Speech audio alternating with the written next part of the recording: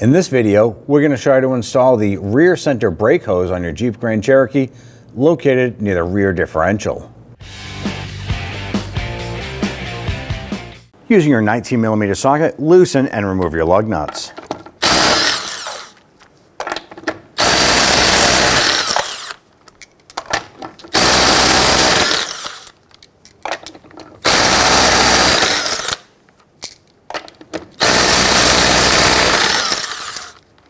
Once you have the lug nuts removed, grab the wheel and set it aside. Now the rear center brake line goes across the upper control arm over and up here to this junction right here. Now here is the hard line from the middle portion of our brake system. There is a threaded junction right here that goes into our flex hose. So we're going to use our 3/8 wrench and we want to try and loosen this here.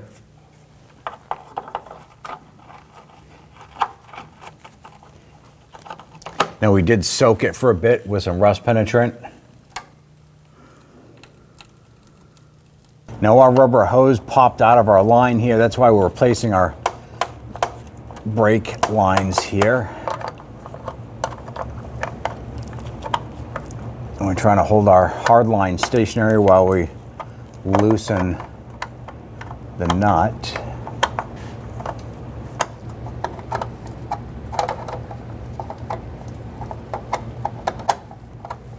Now on the top here, there is a metal horseshoe clip. We need to try and pop that off in order to release the next section.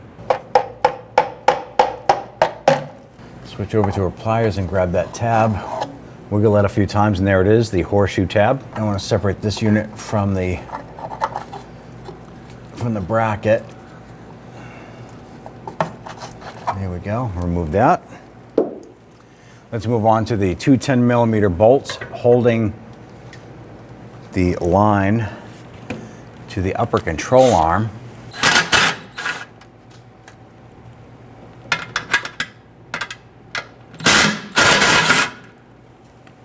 On our back lines here where it meets to the junction block right here in the center, we want to remove these lines.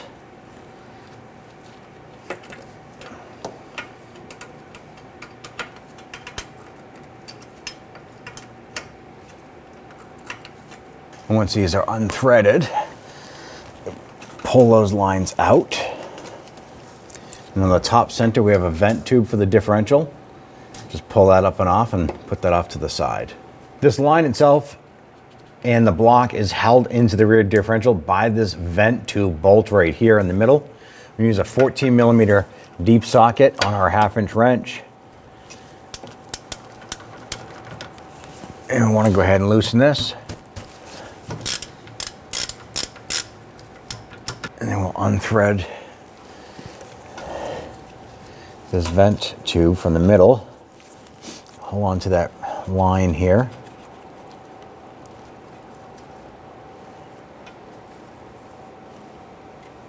Then we can remove that vent from the block. Take our vent here and our block, line that up.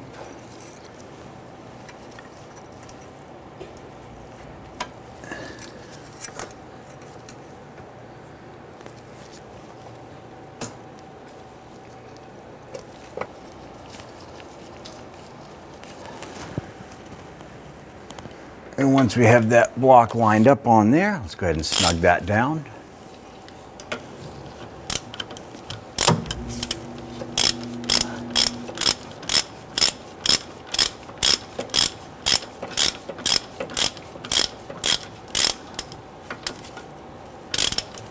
Once that bolt bottoms out, snug that down a little bit more. You want to make sure that's not going to go anywhere. Go ahead and install your rear hard lines into that block.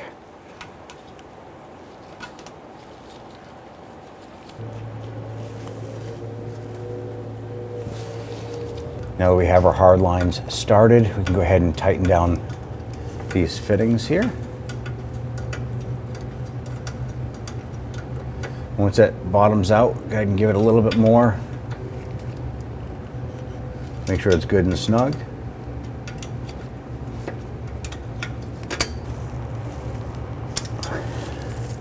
And pop that vent tube right back on, that just presses on.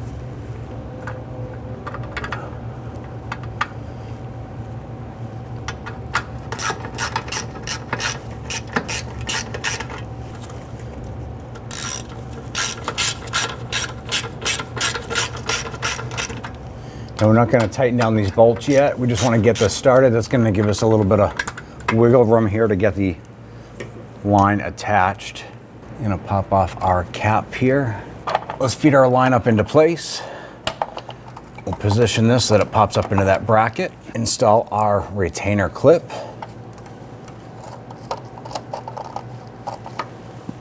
And now we can install our hard line into our flex hose here. And what you want to do is get that started by hand. And once it's started, we'll go ahead and tighten it down with the wrench.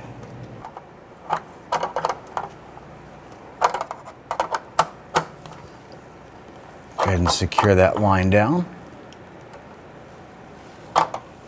Secure the 2 bolts on the upper control arm here.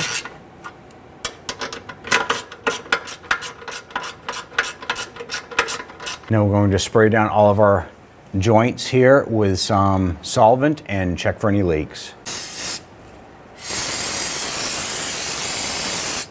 Once this has been tested and inspected for any leaks, you want to get and top off that fluid and continue to your brake bleeding process. Right above the flex hose here is going to be the bleeder bolt, and this little cap over this here. So you can just grab that cap. We're going to pop that off. Now the bleeder screw is a 10 millimeter. We're going to put our wrench on there and loosen that.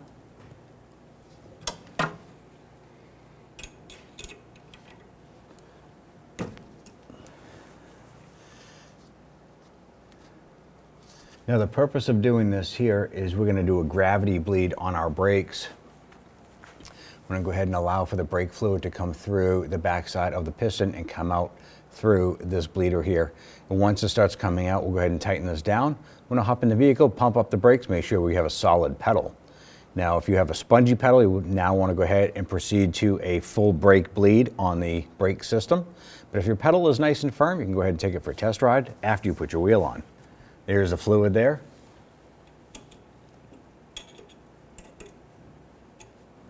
Go ahead and snug this down.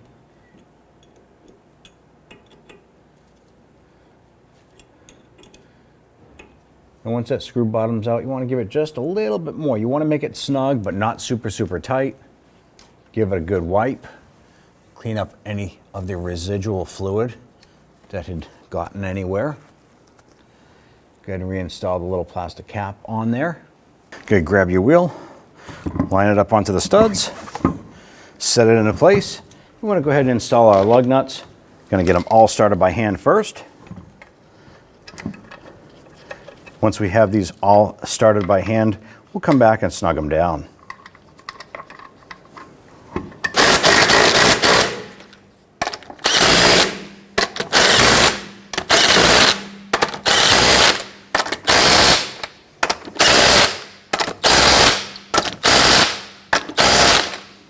Torque the lug nuts to 100 foot-pounds.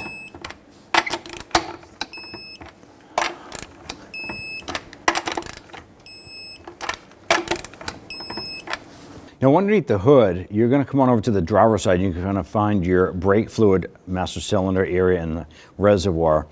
Now on the side, there's going to be a brake fluid level. There's going to be min and a max line.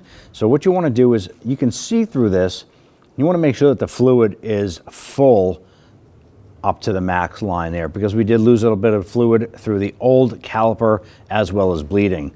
So in order to top this off, unscrew the cap, pop this up. Sometimes this little rubber cap might be extended out. You just want to go ahead and push that inside so it's nice and flush like so. And then add the recommended brake fluid from the manufacturer through this opening here. Once that's leveled off, go ahead and install the cap.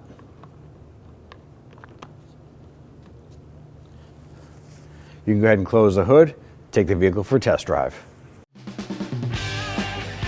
When only the best will do, demand TRQ. The only company that lets you view before you do. TRQ is committed to offering the highest quality aftermarket auto parts that are engineered for peace of mind. Thanks for using and viewing with TRQ.